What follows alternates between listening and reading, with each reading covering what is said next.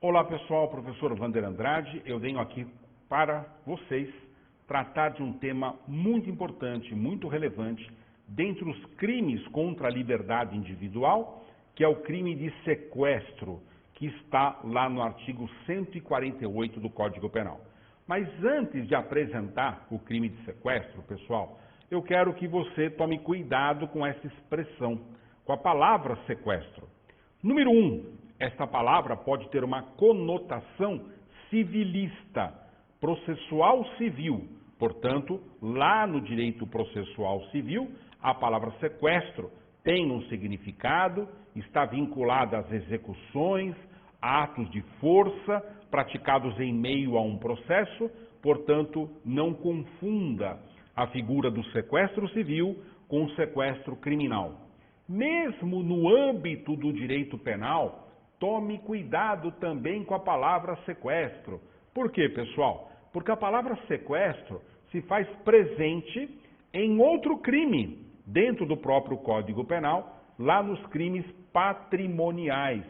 Então, quando você chega lá no artigo 159 do Código Penal, você vai se deparar com um crime chamado extorsão mediante sequestro, que é um crime hediondo. E não tem nada a ver com o que estamos falando. Tem uma, digamos, uma semelhança, mas não é o foco da aula de hoje, não é o artigo 148.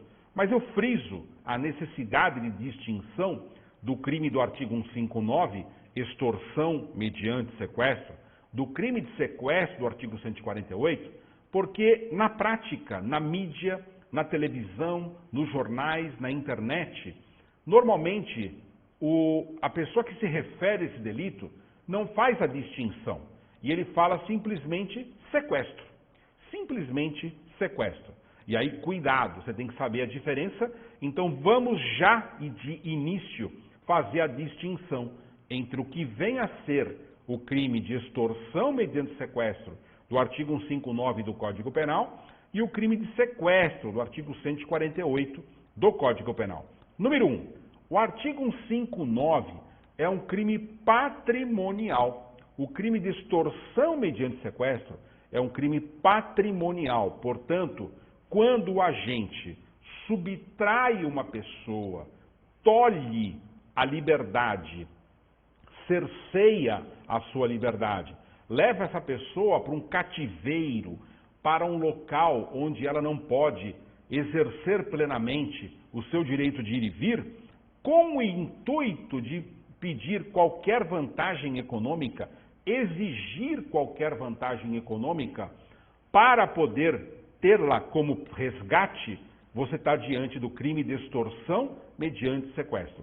É um crime gravíssimo, é um crime hediondo, assim reconhecido pela ordem jurídica penal, e eu lembro que os crimes hediondos são os mais graves de todo o sistema jurídico. E uma curiosidade, quando a lei dos crimes hediondos saiu, um dos seus projetos de lei previa somente o crime de extorsão mediante sequestro como sendo um crime hediondo. Na verdade, saíram vários crimes. Hoje nós temos mais de 10 crimes hediondos e equiparados a hediondos, mas não é o caso do artigo 148. No crime do artigo 148, que nós vamos estudar agora, nós também temos, e aí é o ponto em comum, nós também temos o cerceamento da liberdade. Nós também temos a privação da liberdade da pessoa, mas com uma grande diferença. O fito, o escopo, o objetivo não é econômico, nem pode ser econômico, porque o escopo econômico, o fim econômico, ele é próprio do crime de extorsão mediante sequestro, do artigo 159, daquele que é hediondo, tá bom? E eu chamo a sua atenção só para falar as últimas palavras sobre o artigo 159, que ele será hediondo em todas as modalidades. Não exige morte, não exige lesão corporal grave, e se estas sobrevierem, também será hediondo, né? Porque alguns crimes hediondos exigem morte. É o caso do roubo, é o caso da extorsão. Esses crimes exigem o advento morte para se tornarem hediondos. Extorsão mediante sequestro, não. Basta a prática da conduta, ela materializada, ela consumada, já estará sendo observada a figura do crime hediondo. O artigo 148, ao reverso, ao tratar do crime de sequestro no 148, não o trata como hediondo. Portanto, ele não é nem um crime de pequeno potencial ofensivo, nem um crime hediondo. Ele é um crime de média gravidade. Como é que eu sei isso, professor? Vamos para o texto. Olha o que diz a lei aqui no artigo 148. Privar alguém de sua liberdade mediante sequestro ou cárcere privado. Pena, reclusão de 1 a 3 anos. Volta aqui para mim. Duas informações muito importantes aqui. Primeiro, pessoal, que é da tradição do direito penal, em alguns crimes, não todos, mas em alguns crimes, fazer alusão ao crime com mais de uma denominação. Foi assim durante muitos anos com o crime de contrabando ou descaminho, hoje não mais. Hoje, contrabando é um crime bem delimitado no Código Penal e descaminho é um outro crime, mas houve época em que na mesma rubrica, no mesmo tipo penal, a denominação do delito era contrabando ou descaminho. E aqui nós temos algo semelhante, nós temos o crime de sequestro e cárcere privado. Ou seja, é a mesma coisa? Não é a mesma coisa? Bom, aqui nós já vamos ter um problema, porque a doutrina não é unívoca, não é uníssona em dar uma solução para essa distinção. O que seria sequestro, o que seria cárcere privado. Na maioria das posições doutrinárias, a distinção se dá na amplitude que se permite de circulação da pessoa que vê a sua liberdade cerceada. Não entendi, professor. Exemplifica. Vamos lá. Se uma pessoa é levada para uma fazenda e lá na fazenda ela não pode sair da fazenda, sob pena de sofrer uma lesão corporal, sob pena de perder a vida, portanto, mediante violência ou grave ameaça, ela é colocada numa fazenda, numa grande sala, numa grande casa, e você diz, você não pode sair desta casa. Então, estaria havendo o sequestro, porque a pessoa, embora tenha perdido a liberdade individual momentaneamente, tenha se desprovido do exercício do direito de ir e vir, ela pode exercê-lo dentro de um espaço razoável de movimento e de circulação. Já o cárcere privado, a ideia que a doutrina coloca aqui, é que essa pessoa estaria posicionada num local mais circunscrito, um local mais fechado. Imagina que eu coloco uma pessoa num quartinho dentro de uma casa e eu acorrento essa pessoa, eu prendo, eu amarro essa pessoa, eu a coloco sob algemas e correntes. E nesse caso seria o sequestro. Ou desculpe, nesse caso seria o cárcere privado. Pessoal, essa distinção ela é totalmente desnecessária e totalmente irrelevante do ponto de vista prático. Por quê, professor? Porque o artigo 148, ele descreve uma conduta, privar alguém de sua liberdade mediante sequestro ou cárcere privado. Portanto, se uma pessoa é privada de sua liberdade. E aqui deixa bem claro, né, pessoal? Não se exige um dolo específico, como é o caso lá do crime de extorsão mediante sequestro, ou seja, a palavra dolo específico quer dizer um fim especial de agir, uma finalidade própria. O legislador não exigiu, porém, se houver algumas dessas finalidades, isso pode tornar esse crime, inclusive, passível de aumento de pena. Querem um exemplo? O sequestro que é feito para a prática de atos libidinosos. E aqui nós temos uma coisa interessante. O que, professor? Veja, abolício criminis se operou no ano de 2005 e retirou do Código Penal os crimes de adultério, os crimes de sedução e assim por diante. Mas havia um outro crime lá no Código Penal chamado rapto consensual. Rapto, você não tem mais a figura do rapto.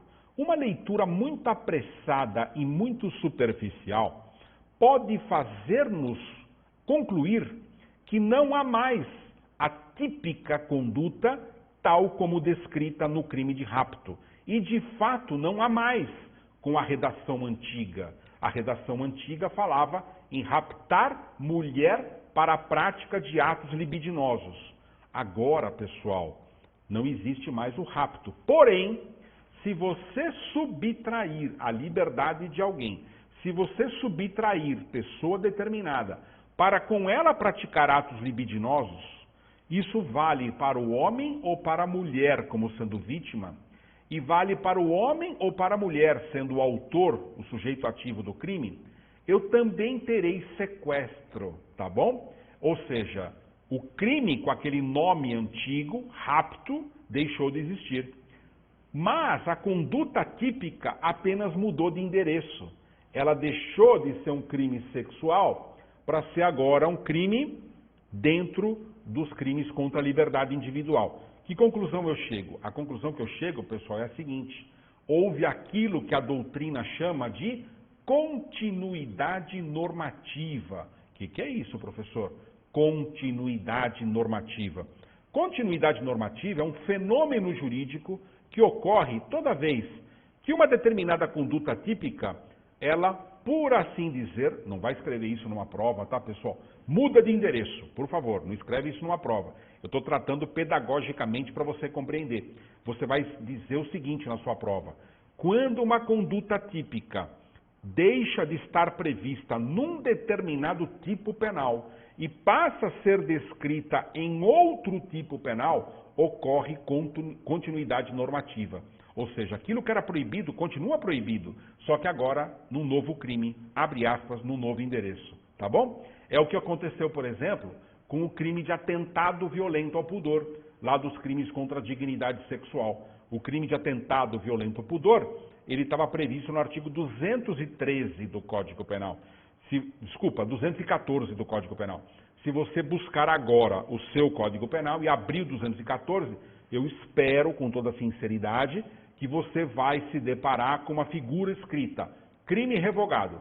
Que bom, crime revogado. Porque se tiver lá a conduta típica, porque você está com o Código de Hammurabi nas mãos, né? Então, você tem que estar com um código que está dizendo crime revogado. Ok. Então, não existe mais o crime de atentado violento ao pudor com aquele nome? Não. Mas a conduta proibida continua sendo proibida, agora em novo endereço. Onde? Dentro do crime de estupro, do crime do artigo 213.